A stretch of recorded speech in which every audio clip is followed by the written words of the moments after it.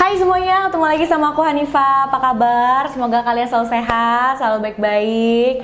Sebelum mulai kasusnya, aku mau ingetin ya sama kalian. Jadi aku tuh udah ada jadwal uploadnya setiap hari Selasa, Kamis, dan Sabtu. Jangan lupa nonton ya teman-teman.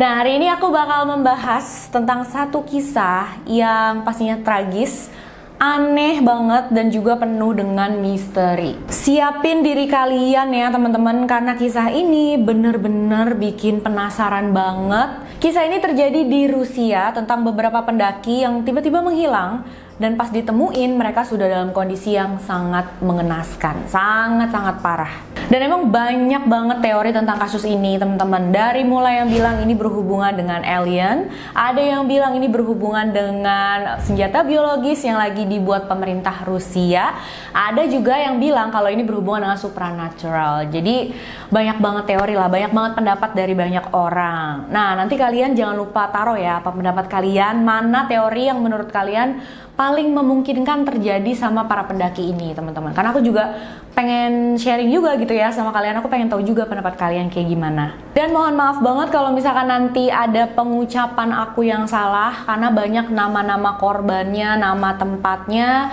itu yang dalam bahasa Rusia. Jadi aku nggak tahu pasti gimana cara pengucapannya. Ini aku cari di Google Translate kira-kira gimana pengucapannya. Jadi mudah-mudahan aja benar ya teman-teman. Oke, tanpa basa-basi lagi, langsung aja yuk kita bahas.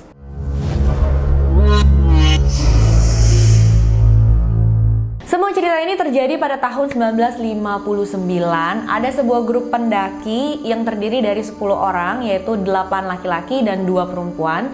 Mereka memutuskan untuk melakukan ekspedisi ski. Jadi mereka mau mendaki gunung sekaligus bermain ski juga, karena itu adalah pegunungan bersalju teman-teman.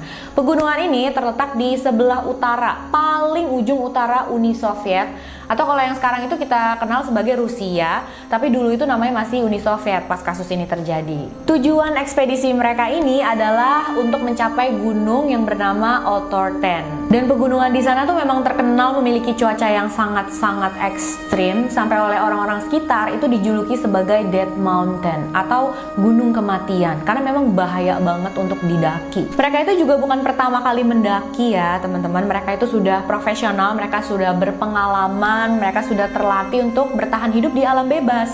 Bahkan mereka tuh sudah punya sertifikasi pendaki profesional tingkat 2. Jadi kalau mereka udah selesai mendaki ke Gunung Otorten nanti, mereka bakal mendapat sertifikasi pendaki profesional tingkat 3 atau tingkat yang paling tinggi tuh di Rusia saat itu.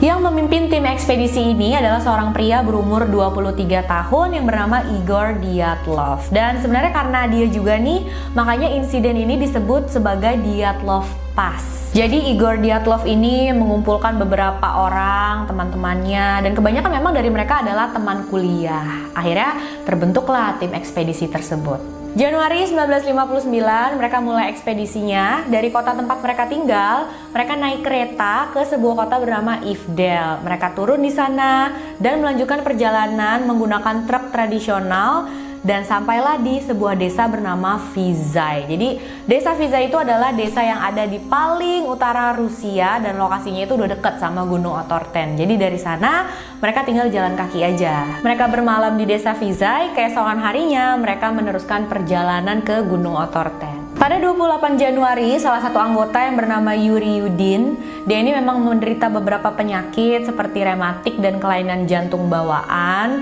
Jadi pas di tengah jalan, mereka belum begitu jauh, si Yuri Yudin ini sudah merasa sendi dan lututnya itu kaku, sakit gitu loh. Jadi dia bilang, aduh kayaknya aku nggak bisa terusin nih, aku sampai sini aja deh. Dia pun akhirnya kembali lagi ke desa. Dan 9 pendaki lainnya tetap meneruskan perjalanan. Saat itu pasti Yuri Yudin ini sedih banget ya teman-teman, karena kan dia jadi nggak punya kesempatan untuk bisa dapat sertifikasi pendaki profesional tingkat 3 yang udah dia harap-harapkan banget. Tapi kalau dilihat-lihat sekarang, ya sebenarnya dia beruntung banget ya nggak jadi ikut ekspedisi itu. 2 hari setelahnya, yaitu di tanggal 31 Januari, mereka sampai di kaki gunung. Mereka mulai bersiap-siap mendaki, dan di sekitar sana ada satu lembah berhutan. Mereka taruh beberapa stok makanan mereka di sana, jadi biar bawaan mereka tuh lebih enteng gitu loh. Dan niatnya pas jalan pulang, mereka akan ambil lagi makanan itu, dibawa lagi sama mereka. Besoknya, yaitu pada tanggal 1 Februari, mereka mulai lagi perjalanan. perjalanan. Tapi saat itu ternyata cuacanya lagi nggak bersahabat banget nih teman-teman. Ada badai salju, jadi penglihatan mereka juga nggak jelas dan akhirnya mereka tersesat. Jadi mereka memutuskan untuk berhenti dulu. Udah berhenti dulu deh. Mereka tuh takut mungkin ya kalau semakin tersesat. Kalau misalkan mereka terusin perjalanan, akhirnya mereka berhenti dan mereka membuat kemah, membangun tenda di lereng gunung. Padahal kalau mereka terusin perjalanan sekitar 1,5 km lagi, mereka tuh bakal ketemu sama satu area berhutan dan di sana mereka bisa bangun tenda dan pastinya mereka bisa dapat perlindungan yang jauh lebih baik dari cuaca ekstrim saat itu. Daripada buat tenda di lereng gunung yang memang di area terbuka banget gitu kan. Ya, aku juga nggak yakin apakah mereka tahu di sana ada area berhutan atau emang mereka nggak tahu gitu, makanya mereka memutuskan untuk berhenti di sana dan buat tenda di lereng gunung itu. Sebelum semua ekspedisi ini dimulai, si pemimpin yaitu Igor Dyatlov, dia itu bilang ke orang-orang yang mereka kenal kayak teman-teman, keluarga dan juga para pengawas pendaki, mereka itu bakal pulang di tanggal 12 Februari. Tapi kalian tahu sendiri ya, namanya mendaki gunung itu kan nggak bisa ditebak kayak gimana. Jadi kalau telat 1, 2, 3 hari itu biasa sih teman-teman. Makanya waktu mereka di tanggal 12 Februari nggak pulang sampai tanggal 13, 14, 15 itu orang-orang biasa aja, nggak berpikir macam-macam. Mereka cuma berpikir, oh mungkin ada kendala apalah, makanya mereka agak lama, mungkin banyak istirahatnya, mungkin juga mereka masih pengen menikmati alam bebas. Tapi 1 minggu berjalan, 2 minggu berjalan, mereka nggak ada kabar, nggak pulang-pulang juga. Pastinya saat itu keluarga dan teman-teman udah pada panik, udah pada khawatir. Mereka tuh udah berpikir macam-macam karena 2 minggu telatnya ya kelamaan banget sih. Di tanggal 20 Februari, keluarga minta bantuan pada orang-orang untuk mencari para anggota tim ekspedisi ini. Dan awalnya yang mencari itu cuma teman-teman kuliah mereka aja atau orang-orang biasa yang pengen jadi relawan. Tapi nggak ada hasil apa-apa yang mereka dapatkan. Akhirnya polisi dan tentara ikut membantu pencarian. Anjing pelacak diturunkan, helikopter diterbangkan, dan akhirnya setelah hampir 1 minggu mencari, tepatnya di tanggal 26 Februari, mereka menemukan lokasi kemah tim ekspedisi ini. Tapi di lokasi kemah mereka itu cuma ada tendanya aja, nggak ada satupun dari mereka di sana. Keadaan tenda juga saat itu sudah rusak, setengah robek, sudah tertutup salju. Barang-barang seperti sepatu, baju, alat pendakian mereka, alat ski mereka, semuanya itu masih ada di dalam tenda. Dan tendanya juga sudah dirobek dari bagian dalam dengan pisau gitu loh teman-teman. Semua penemuan ini pastinya sangat membingungkan tim pencari. Mereka tuh nggak tahu sebenarnya apa sih yang terjadi dengan para pendaki ini. Seperti yang aku bilang di awal tadi, kasus ini emang bener-bener aneh ya teman-teman. Jadi salah satu anggota yang bernama Semyon Zolotaryov, kameranya itu tidak ditemukan di dalam tenda. Jadi kamera anggota lain tuh ada semua di dalam tenda kecuali kameranya Semyon. Berarti dia pergi dari tenda sambil bawa kamera. Dan itu aneh banget nggak sih teman-teman? Jadi kan dari kondisi yang ditemukan saat itu, dari tenda mereka yang dirobek dari dalam, itu bisa diasumsikan kalau mereka sedang dalam keadaan darurat ya. Tapi kok si Semyon ini bisa sempet-sempetnya bawa kamera gitu loh. Kecuali dia melihat sesuatu yang benar-benar menarik, yang menurut dia sepadan dengan mempertaruhkan nyawanya dalam keadaan darurat. Yang penting dia bisa memfoto hal itu atau orang itu atau apalah yang misalkan dia lihat saat itu. Baju, sepatu, alat pendakiannya nggak ada yang dibawa, tapi kamera malah dibawa. Kan bikin kita penasaran gitu ya, semenarik apa sih yang dia lihat itu sampai dia mau foto seperti itu gitu loh. Lalu keadaan makin aneh lagi. Jadi tim pencari menemukan 9 pasang jejak kaki di dekat tenda mereka. Bisa dipastikan kalau jejak kaki ini adalah jejak kaki rombongan Dyatlov, karena memang saat itu tidak ada bukti yang menunjukkan kalau ada rombongan lain di sekitar mereka. Nggak ada orang lain di sekitar mereka, jadi memang cuma mereka. Dan pas banget kan ada 9 pasang jejak kaki, mereka ada 9 orang. Tapi jejak kakinya itu menunjukkan kalau mereka berjalan biasa, berjalan pelan-pelan aja seperti biasa, bukannya lari. Dan ini sangat bertolak belakang lagi kan dengan apa yang ditemukan tadi. Mereka harus merobek tenda supaya cepat keluar, tapi pas sudah keluar tenda, mereka jalan biasa, jalan pelan biasa. Nah, tim pencari mengikuti jejak kaki tersebut dan jejak kaki itu berhenti di sebuah area hutan sekitar 1,5 km dari lokasi kemah mereka tadi. Dan di sana ada satu pohon besar. Di bawah pohon itu ada sisa-sisa api unggun. Dan di sebelah api unggun itu ada 2 jasad yang mereka temukan, yaitu jasad dari Yuri Doroshenko dan Yuri Krivonishenko. Mereka adalah anggota tim ekspedisi Dyatlov. Saat itu mereka ditemukan cuma memakai pakaian dalam dan kaos kaki. Padahal saat itu suhunya mencapai minus 30 derajat Celcius. Juga cabang-cabang pohon banyak yang patah. Diduga mereka ini mencoba untuk memanjat pohon tersebut karena memang ditemukan kulit mereka juga tertempel di pohon itu, teman-teman. Dan tangan mereka berdua ini benar-benar hancur dan berdarah-darah. Gak ada yang tahu pasti kenapa mereka melakukan hal ini, tapi ada 2 dugaan. Yang pertama, kemungkinan mereka ingin melihat di mana lokasi tenda mereka karena mereka pengen balik ke sana gitu. Jadi mereka naik ke atas pohon dan cari lokasi tendanya. Kemungkinan yang kedua, ya ada sesuatu yang sedang mengejar mereka dan mereka memanjat pohon berusaha menyelamatkan diri. Lalu tim pencari menemukan 3 mayat lagi, teman-teman, yaitu Dyatlov, si pemimpin, Kolmogorova, dan Slobodin. Dan jasad mereka bertiga ini ditemukan dalam posisi berjejer. Jadi 1, 2, 3, dan jaraknya itu cuma beberapa meter aja. Dari pose saat mereka ditemukan, diduga mereka itu lagi mau balik ke tenda. Jadi lagi mengarahnya mau balik ke tenda gitu loh, teman-teman. Gak ada cedera serius yang terjadi pada mereka kecuali Slobodin. Tengkorak kepalanya itu retak. Tapi itu bukanlah penyebab kematiannya karena tim medis menyatakan bahwa mereka bertiga meninggal karena hipotermia atau kedinginan. Pada saat itu banyak yang menduga kalau mereka keluar dari tenda tanpa baju sehelai pun karena mereka ini mengalami paradoxical undressing. Mungkin untuk kalian yang suka mendaki gunung sudah familiar ya teman-teman sama istilah ini. Jadi paradoxical undressing adalah sebuah kondisi yang terjadi pada orang yang sedang mengidap hipotermia. Nah, pada kondisi ini tubuh tuh udah berhenti menggigil, udah nggak bisa merasakan kedinginan lagi, tapi malah kepanasan. Kenapa? Karena saraf di dalam pembuluh darah itu mengalami kelumpuhan. Jadi saraf pembuluh darah tuh udah nggak bisa menyampaikan peringatan yang bener lagi gitu ke tubuh. Makanya orang tersebut bukannya merasa kedinginan, justru malah ngerasa kepanasan, ngerasa tubuhnya terbakar. Dan akhirnya ya orang yang mengalami paradoxical undressing ini membuka baju mereka satu persatu.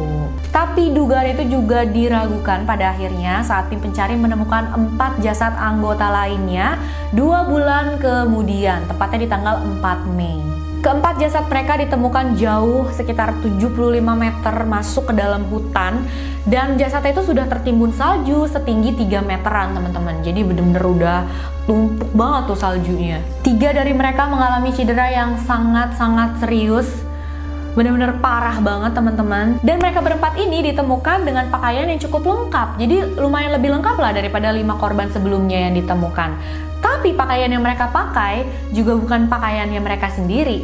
Jadi itu adalah pakaian ke 5 jasad yang sebelumnya ditemukan. Jadi kemungkinan besar seperti ini ya teman-teman. Mereka tuh awalnya jalan bareng-bareng, terus anggota lain yang meninggal duluan pakaiannya itu diambil sama anggota yang masih hidup, dipakai sama mereka dan mereka meneruskan perjalanan. Jadi memang yang 4 orang ini sepertinya bertahan lebih lama daripada 5 korban sebelumnya.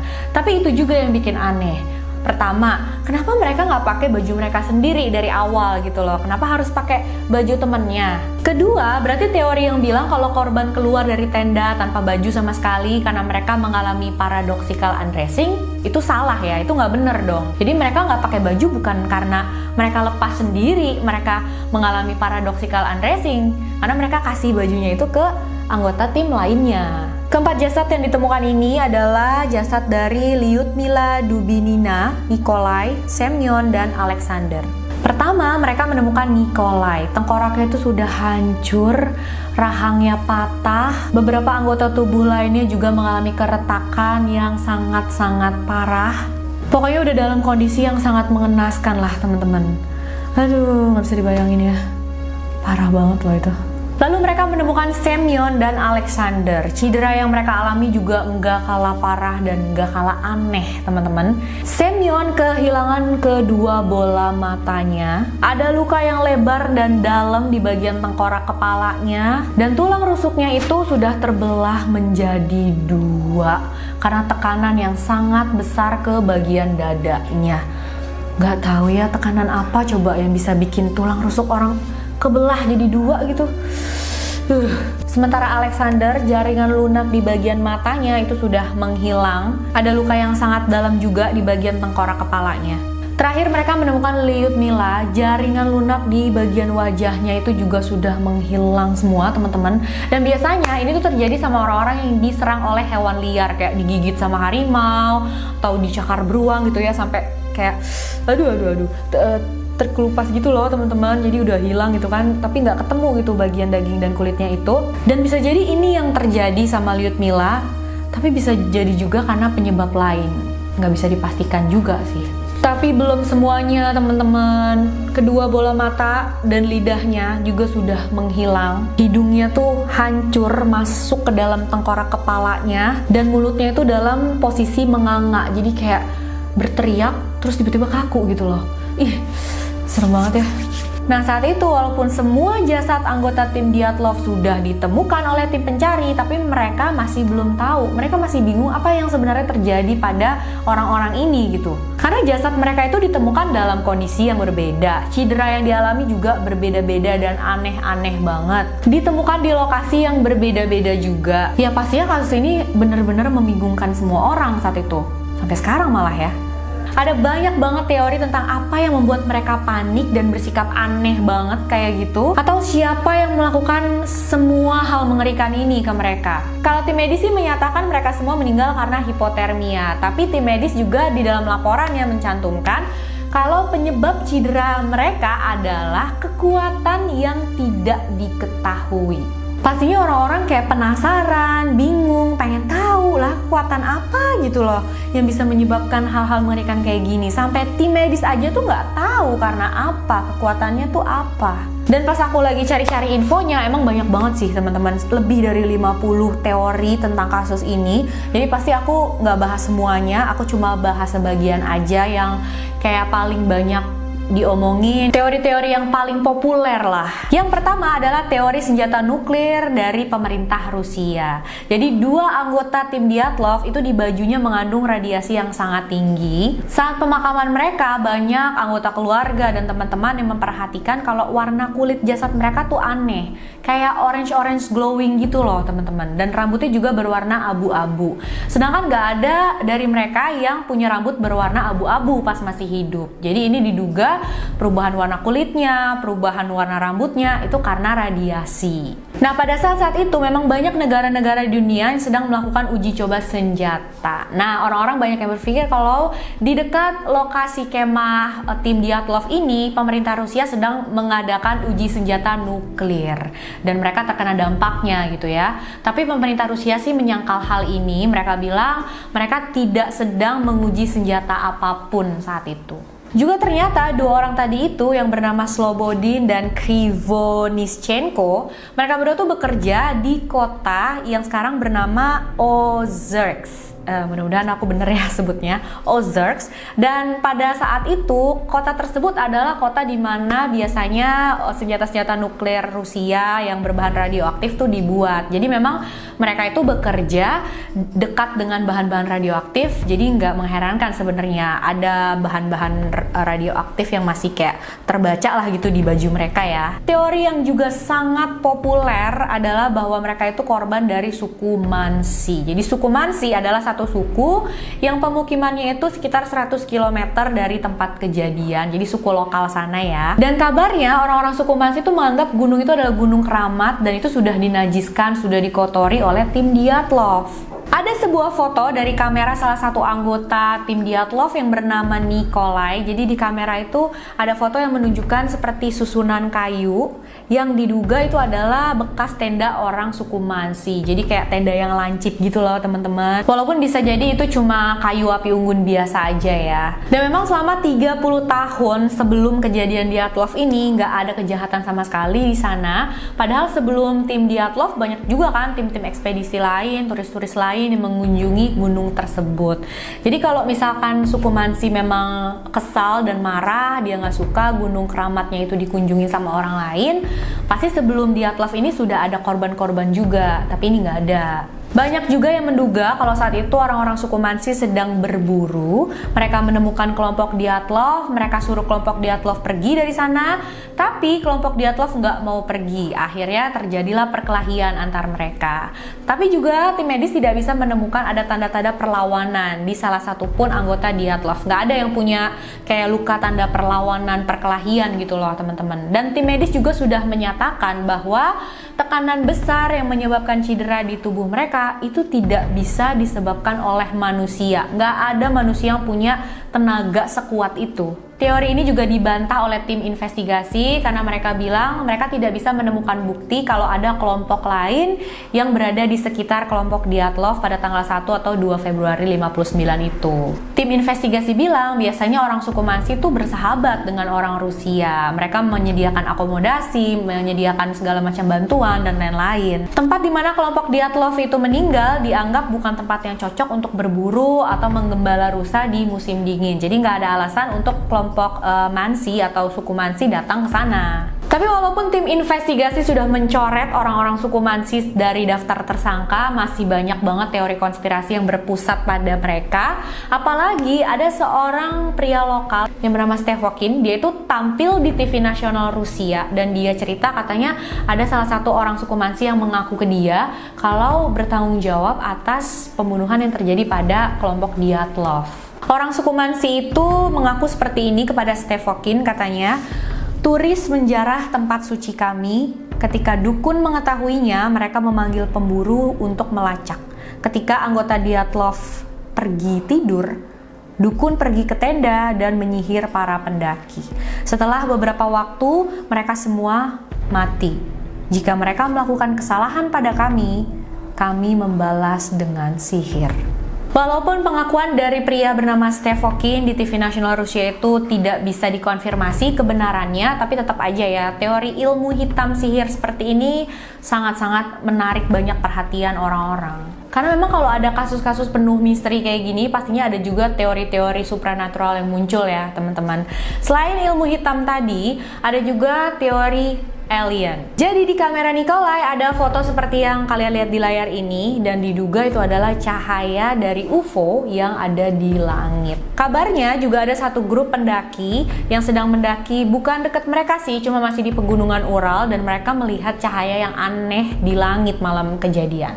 Ada juga beberapa yang bilang kalau itu bukanlah sinar UFO, tapi itu adalah cahaya lampu dari parasut ataupun pesawat militer tentara Rusia yang sedang menguji senjata nuklir di sana. Tapi kalau memang mereka menyemprotkan senjata nuklir gitu ya ke bawah, harusnya kan bahan radioaktif tuh ditemukan di daerah kemah mereka, di baju-baju semua anggota. Tapi kan ini enggak, cuma ada 2 anggota aja yang bajunya terkena atau terdeteksi ada bahan radioaktif ya gitu ya. Nah, teori yang terakhir adalah longsor salju. Mungkin kalian mendengar ini kayak, wah ini kayaknya paling masuk akal nih. Tapi jangan berpikir gitu dulu teman-teman. Memang ini menjelaskan kenapa mereka cepat-cepat keluar dari tenda dengan merobek. Mungkin mereka merasakan ada longsor salju dan mereka pun memutuskan merobek tenda supaya bisa cepat keluar dan menyelamatkan diri. Tapi ini nggak sesuai dengan jejak kaki mereka. Jejak kaki mereka itu menunjukkan kalau mereka nggak lari, mereka jalan biasa. Sedangkan kalau memang ada longsor salju, masa iya mereka keluar dari tenda nggak lari, ya kan? Juga mungkin bisa menjelaskan tekanan besar yang dialami 3 korban tuh ya, di bagian badannya itu adalah dari longsor salju ini. Sayangnya tidak ditemukan tanda-tanda sudah terjadi longsor salju di area sana. Harusnya kan ada yang hancur, terus tenda mereka tuh tertimbun salju yang tebal. Jasad yang paling dekat dengan tenda itu juga tidak tertimbun salju tebal. Malah di sana sudah lama banget nggak pernah terjadi longsor salju. Sebenarnya masih banyak lagi teori-teori tentang kasus ini, teman-teman. Emang banyak banget. Kalau misalkan kalian mau tahu selain teori-teori yang aku jelasin ini apa aja, kalian bisa cari di Google, di YouTube, itu banyak infonya. Tapi memang beberapa teori inilah yang paling populer. Jangan lupa komen ya teman-teman, apa pendapat kalian tentang kasus ini. Menurut kalian teori mana yang paling memungkinkan? Atau mungkin kalian punya teori sendiri, punya pemikiran sendiri, boleh ditulis ya di kolom komentar. Karena aku juga kayak penasaran gitu, sebenarnya kenapa sih mereka? Karena kasihan banget ya akhir hidupnya kayak gitu. Makasih udah nonton videonya sampai akhir. Jangan lupa like, subscribe, dan share video ini sebanyak-banyaknya. Dan kalau untuk kalian yang mau request juga boleh, silahkan kirim DM ke Instagram aku, Hanifah Story 92. Bye-bye, makasih.